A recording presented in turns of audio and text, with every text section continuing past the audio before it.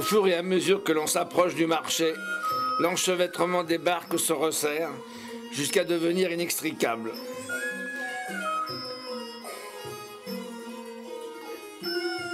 Mais l'on connaît la science des Thaïlandais pour s'extraire des embouteillages les plus compacts, et la démonstration vaut la peine aux millions des commères en bleu coiffés de chapeaux de paille de riz.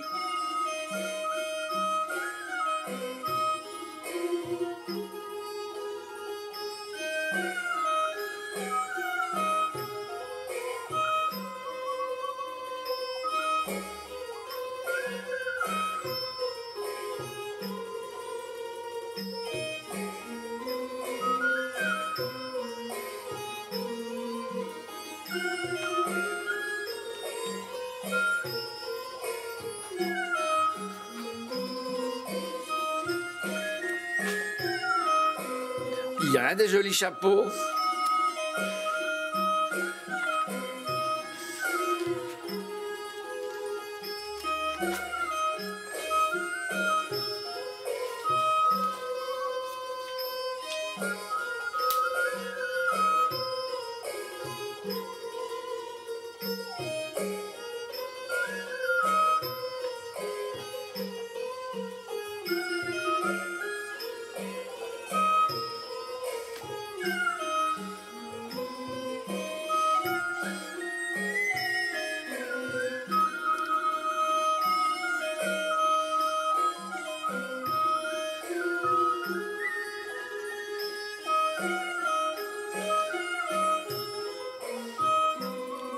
Les différents étalages n'ont pas dû beaucoup changer.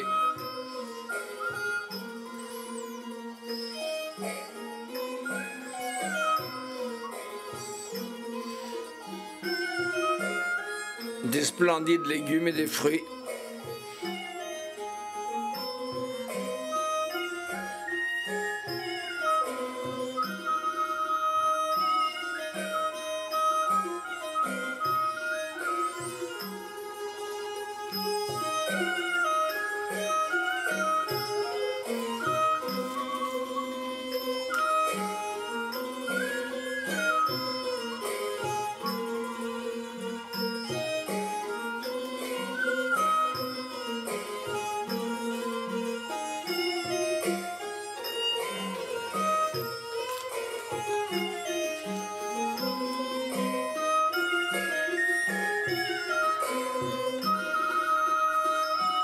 Voulez-vous mes bananes?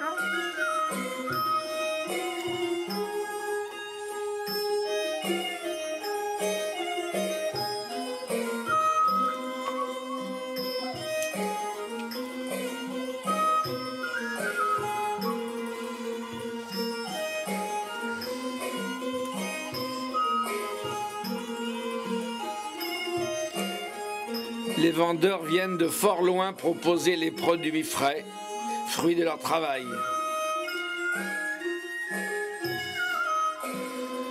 Des étudiantes en goguette.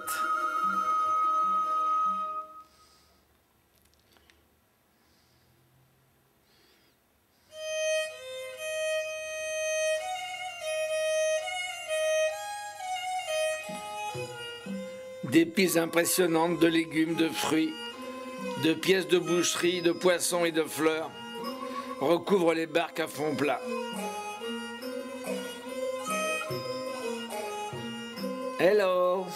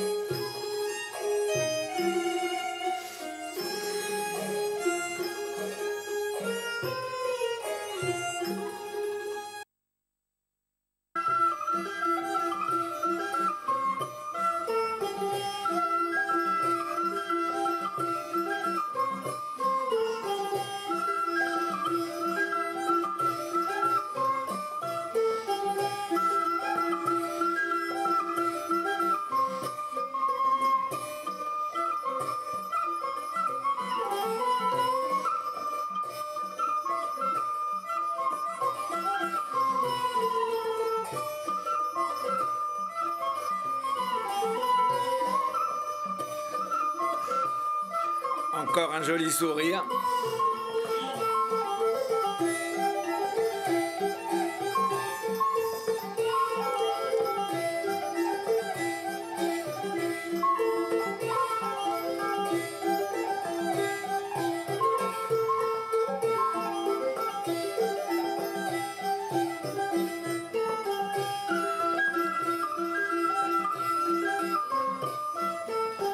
Et hop, attrapé.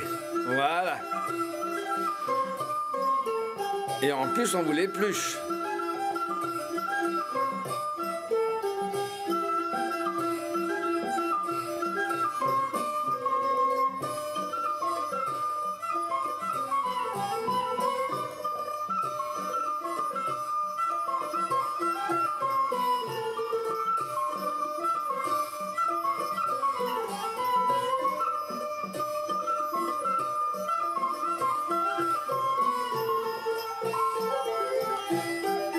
Et voilà, nous avons quitté le marché flottant.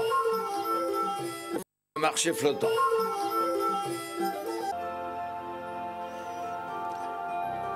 Nous poursuivons notre route vers la rivière Kwai et nous nous arrêtons maintenant dans un immense cimetière allié qui est un lieu de pèlerinage pour les familles australiennes, britanniques et canadiennes dont les parents reposent à Kanchanaburi.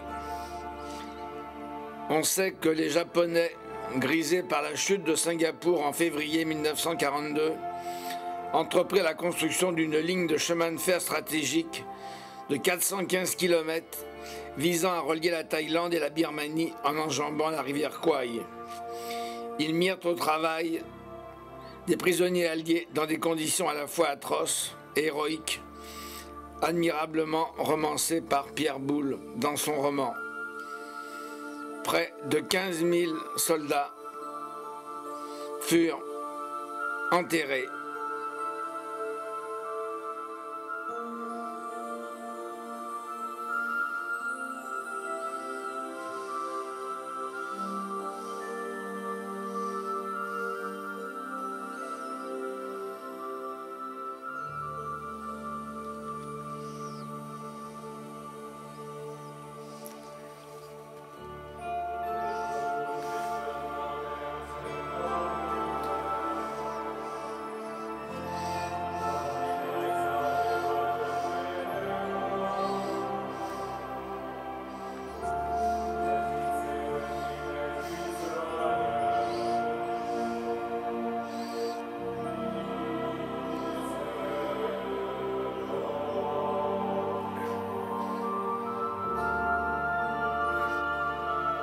Nous sommes arrêtés maintenant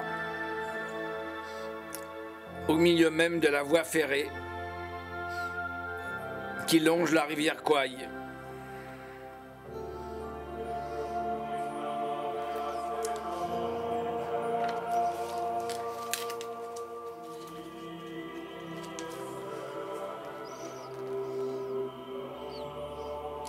Le charme de Kanchanaburi, situé au confluent des deux rivières, Noi et Kwai, ferait oublier volontiers les horreurs de la Seconde Guerre mondiale.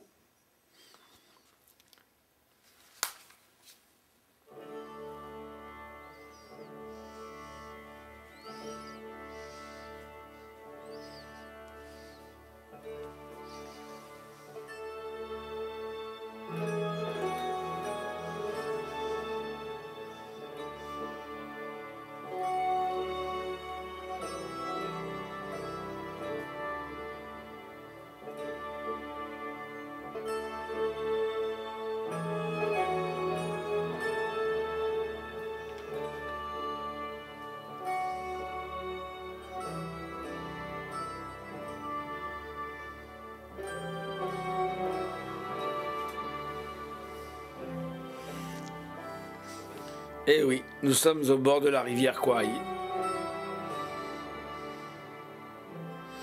Le paysage est grandiose.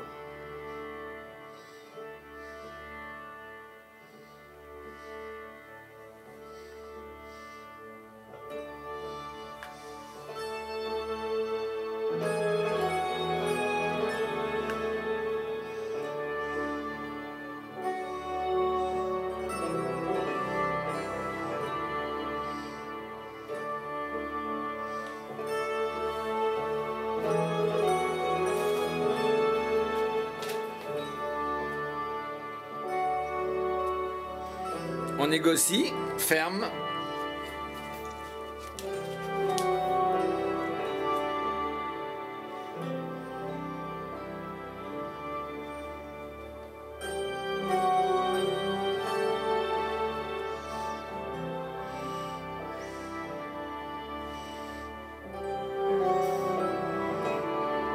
Arrêt pour déjeuner dans un endroit très sympathique.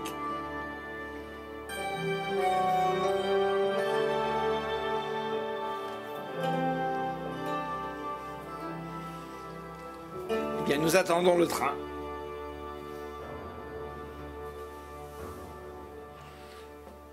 Nous sommes à Guangzhou. Nous attendons le train, nous scrutons au loin, Monique attend, et le voilà.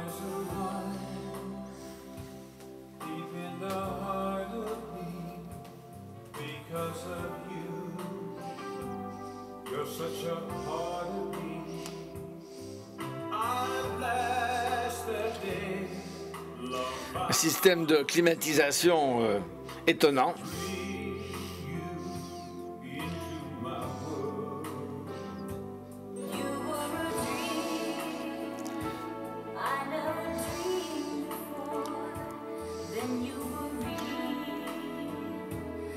Au départ de la gare du centre-ville, ce parcours nostalgique de 77 km jusqu'au terminus de Nam Tong comprend des vues saisissantes sur le pont et plus loin un passage impressionnant sur un viaduc de bois aux robustes piliers suivant le flanc vertigineux de la falaise le long de la rivière.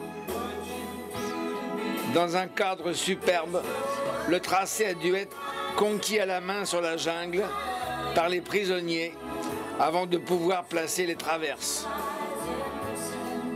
Le circuit du souvenir est une expérience émouvante.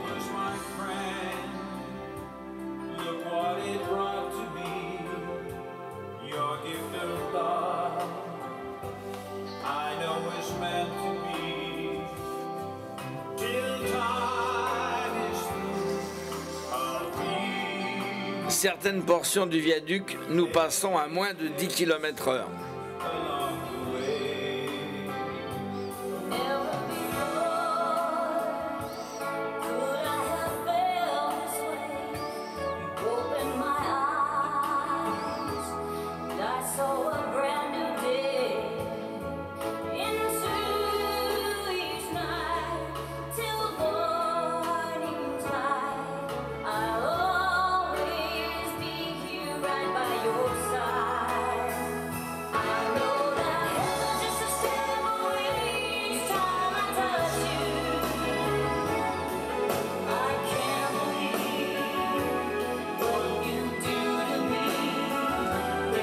Nous apercevons la rivière Kwai.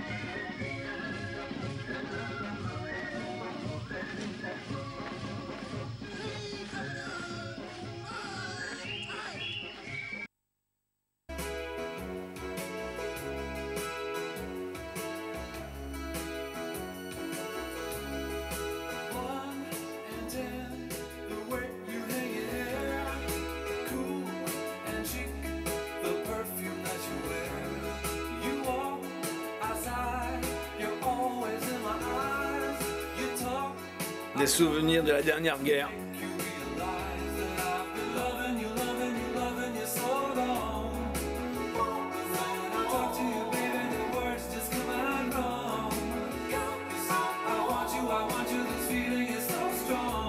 Il faut rappeler que le pont de la rivière Kwai, le premier, celui qui a été construit en bois, a été détruit en 1945 après plusieurs raids aériens alliés. et il a été reconstruit après la guerre par les Japonais.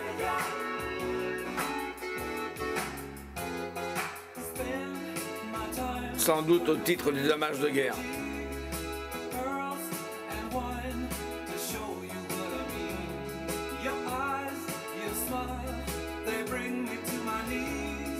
Le pont n'est pas particulièrement beau, mais l'endroit et les souvenirs qu'il représente sont mythiques.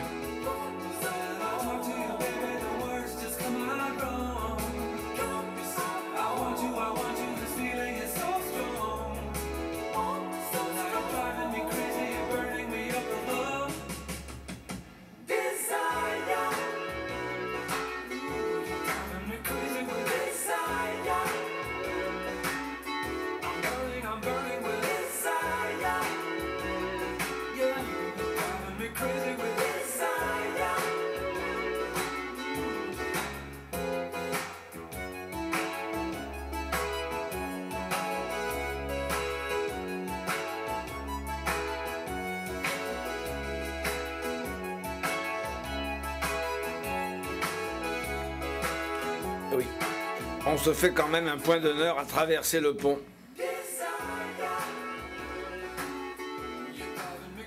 De manière très relaxe. Voilà.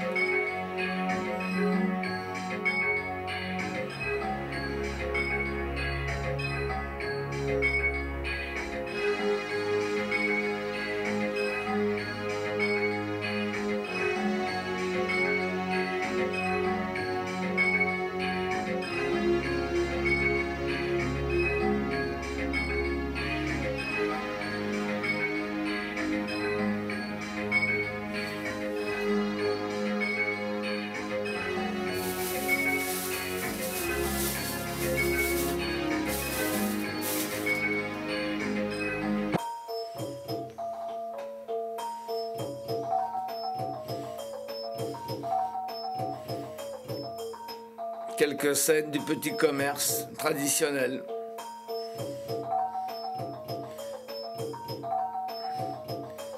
Des fruits exotiques.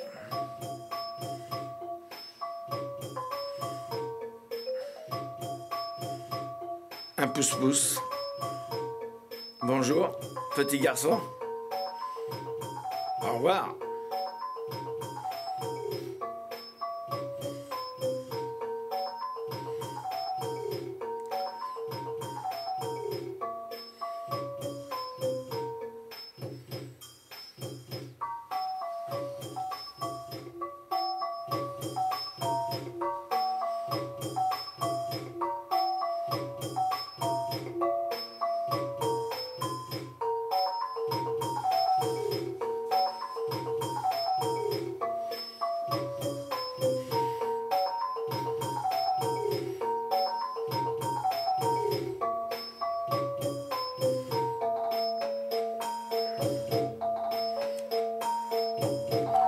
Encore un regard sur le pont. Et nous embarquons sur les pirogues. Nous allons remonter le cours de la rivière, où nous allons regagner notre hôtel.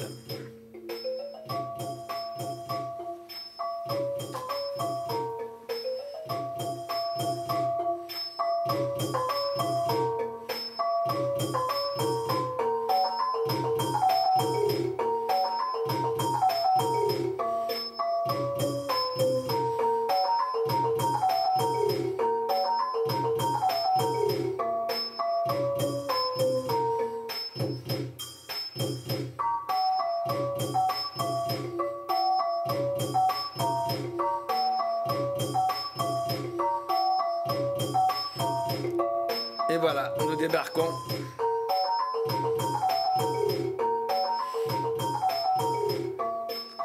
Dans un cadre superbe.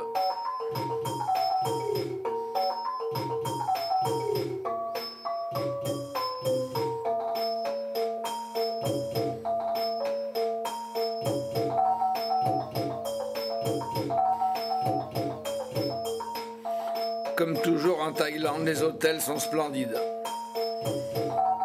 Là.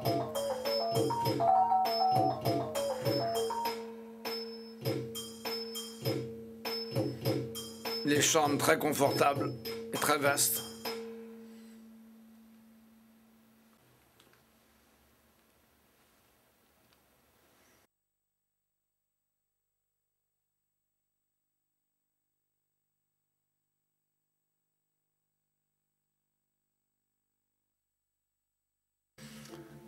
Maintenant, partir pour Suphan, la ville d'or. Nous allons visiter le temple de Wat Pa Lelai, puis nous dirigerons ensuite vers Ayutthaya, ancienne capitale du royaume du Siam.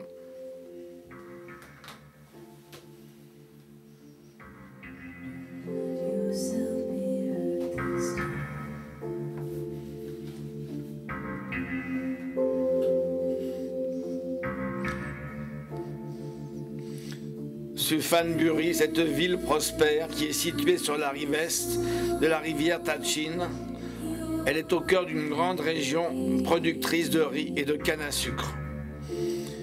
Et nous arrivons maintenant au temple de Wat Pa Lelai. Plusieurs souverains ont restauré au fil des années la statue monumentale du Bouddha que nous allons apercevoir bientôt, haut de 23 mètres. Toutes les statues de Bouddha que nous voyons sont recouvertes de feuilles d'or que les fidèles ajoutent au fur et à mesure.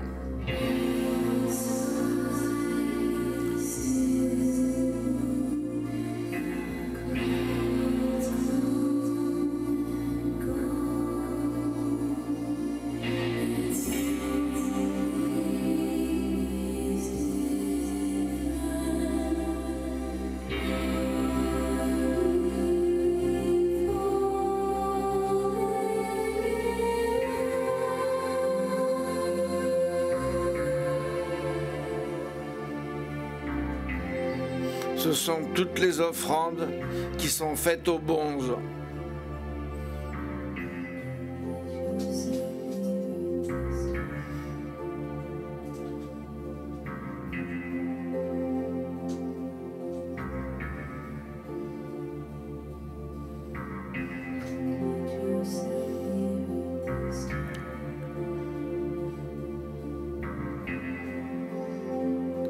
Et voici cette statue monumentale du Bouddha, haut de 23 mètres.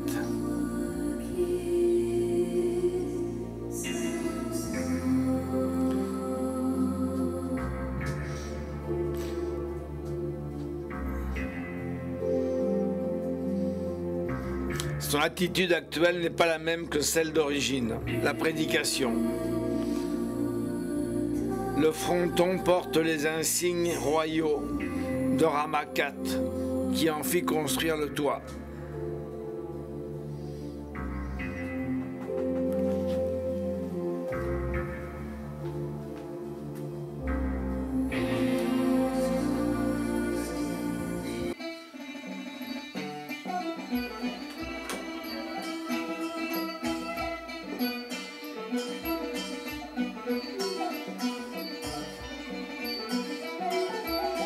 Une charmante jeune fille en grand conciliabule avec un bonze.